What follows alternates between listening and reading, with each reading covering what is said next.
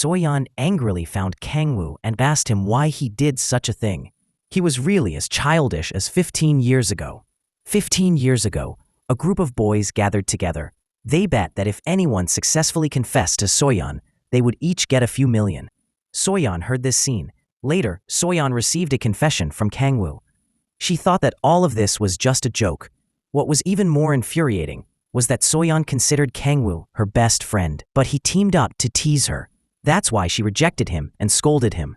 Knowing the truth that he was rejected that year because of this, his mood at that time was not surprise but disappointment. It turned out that Kangwoo had such an image in Soyeon's heart that year. Actually, he didn't participate in that bet that year. That brave confession to Soyeon was only because she was different from other girls. She wouldn't make fun of him for being fat, nor would she avoid him like other girls, but would truly consider him a friend. That's why he developed feelings for her. And that confession was also completely sincere. At the same time, when Hyun-soo came down from the rooftop and dragged his injured arm back to his room, he felt a murderous aura behind him. He turned around and saw Kangwoo staring at him with an angry expression. Hyun-soo was so scared that he ran straight to his office. After locking the door, he could only hide behind the door in fear. But at this moment, Kangwoo's anger was unstoppable. Kangwoo grabbed Hyun-soo's collar. Kangwoo didn't expect that he considered Hyun-soo as a good brother. But Hyun-soo went out and made up stories about their relationship. And now, he lost his girlfriend. In response to Kangwoo's anger, Hyun-soo said that even if Kangwoo beat him up, it would be difficult to ease the hatred in Kangwoo's heart. But why did Soyeon suddenly misunderstand Kangwoo? Thinking of this, Kangwoo decided to stop this blind love. He must teach this woman a lesson. So the next day, Kangwoo used his authority to send Soyeon to work as his assistant. If Soyeon didn't listen to Kangwoo, he would immediately ask the school to fire her and hire a new gym teacher. Reluctantly, Soyeon had to agree. After that, Kangwoo ordered Soyeon to wash his car.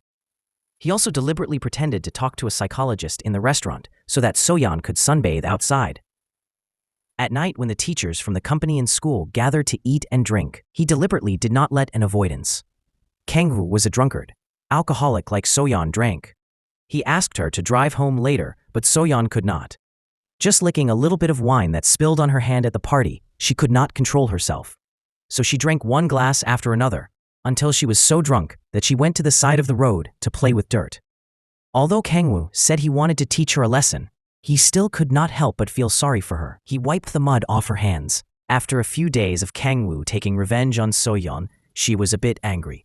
While she was drunk, she scolded him terribly. After scolding, she leaned back and fell asleep. Luckily, Kangwoo caught her. Kangwoo was drunk, so she did not fall. Looking at Soyeon in his arms, Kangwoo really did not know what to do with her. At this moment, Minhyuk suddenly rushed out and pulled Soyeon into his arms. Minhyuk could not bear Kangwoo's tormenting of Soyeon like this anymore. Then, he carefully put her in the car. Kangwoo realized that Minhyuk liked Soyeon, but he didn't want to hear, so he kept covering his ears. However, Minhyuk insisted on telling him. The two big men argued in the middle of the street. When they finished arguing and looked back, Soyeon had already left by herself in the car. Because she was drunk the night before, she didn't remember anything.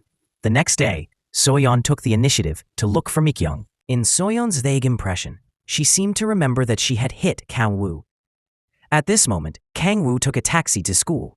When Soyeon saw him, she reacted and remembered that Kangwoo's car keys seemed to be on her. At this time, Kangwoo also walked straight towards Soyeon and gave her a bottle of hangover medicine. After that, he turned around and left without saying a word. But in Soyeon's eyes, she thought that Kangwoo wasn't that kind. She wondered if there was poison in the bottle of medicine. The three of them then went to the infirmary and surrounded the bottle of medicine for a long time. They all felt that Kangwoo must have some kind of flaw. But after looking at the bottle for a long time, there was no sign of the medicine being unsealed. Soyeon had no choice but to grit her teeth and drink it. Recently, Soyeon had been constantly tormented by Kangwoo. Even the greedy principal and homeroom teacher deliberately made things difficult for her. They thought that what the chairman of the board of directors said was true. Soyeon was the most idle person in the school, so she had to do a lot of other things. So they deliberately sent Soyeon to do anything. After all, she was not liked by Chairman Kang. The homeroom teacher even teased her. He put on the appearance of a leader and showed an attitude like, "What can you do to us?" Although So-yeon was suffering in her heart in order to keep her job, she could only listen to the arrangement and do the work that did not belong to her. Kang-woo came down from the other side of the stairs. It seemed like he had heard their conversation. He looked at the principal and the homeroom teacher upstairs, a look like, "My woman is only mine to torment." Obviously, the principal and the homeroom teacher. Then Kang-woo went straight to So-yeon and snatched the carton from her hand, angrily throwing it straight at the principal's desk. Then Kang-woo questioned the principal why these papers were only used on one side. A piece of paper was also money. Such a waste. Could it be that money that wasn't spent by the principal gave him the right to waste? Principal was scolded to the point of not daring to say anything. Then Kang-woo declared in front of everyone that from now on, So-yeon had to be on duty 24 hours a day, and no one was allowed to tell her to do other things. But his act of covering up not only didn't receive her thanks, but on the contrary, it made her hate him even more. At night, So-yeon drove Kang-woo home. She saw a drunk man on the side of the road about to drive. So, she immediately got out of the car and blocked the other car. The drunk man got out of the car and started arguing with her. When he couldn't argue anymore, he wanted to hit her. Luckily, Kang-woo came out in time to help her. Seeing Kang-woo standing tall and mighty in front of him, the drunk man didn't dare to continue arguing. At this moment, So-yeon looked at Kang-woo. She couldn't help but feel a little moved. After resolving this matter, Kang-woo was very angry because So-yeon did such dangerous things. This time, So-yeon didn't respond but quietly left with tears in her eyes. Seeing So-yeon's unusual actions, Kang-woo didn't know the situation, so he went to Mi-kyung. From Mi-kyung, we will go to Muing. Kang-woo learned that the traffic accident that killed So-yeon's parents that year was due to the driver driving while intoxicated. The night that incident happened was the day before their graduation trip. Only now did Kang-woo understand why So-yeon had made a date with him that night, but she broke it without any reason. It turned out that something big had happened to her family, but he mistakenly thought that she was teasing him on purpose. Knowing that he had misunderstood her, he took the initiative to find her and apologize. He took this opportunity to confess to her again, but she still rejected him. This made him very confused. He asked her if she really liked Min-hae. Only then did she tell him that it was because she herself couldn't love a handsome man. Her life from childhood to adulthood had been tormented and implicated by people with such looks. Therefore, she had had enough handsome men who looked like Kang-woo. Hearing these words, Kang-woo was bewildered. The conclusion he came to, after a night of thinking, was that So-yeon's 3 brothers always tormented her. That's why she had this thought. So Kang-woo changed his target of revenge. He decided to help So-yeon get revenge. That is, to help her get revenge on her 3 brothers. The first thing Kang-woo did after returning to school was to call So-yeon's 4th brother to his office.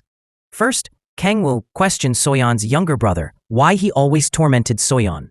When So-yeon's younger brother heard this, he had no idea what Kang-woo was talking about. So-yeon's younger brother was already timid, but now he was threatened by Kang-woo.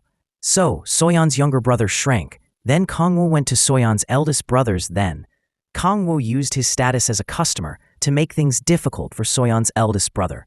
Kang-woo said that he wanted to test drive the most expensive car there. Then Kang-woo took So-yeon's eldest brother out onto the street and started to step on the gas pedal. So-yeon's older brother also cannot understand what exactly he did wrong to Kang-woo.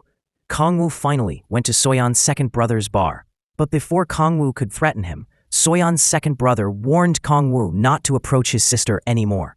Kang-woo looked disdainful and said that this matter didn't need his attention. So-yeon's second brother pulled out a knife, making Kang-woo extremely scared. Later, from So-yeon's second brother, Kang-woo learned that So-yeon hated handsome men, not entirely because of them, but also for other reasons. At the same time, So-yeon received Kang-woo's confession for the 3rd time, and she felt something different from the previous times. This time, she started to feel moved again. But So-yeon always thought that Kang-woo probably wanted to tease her, so he used the confession as a joke.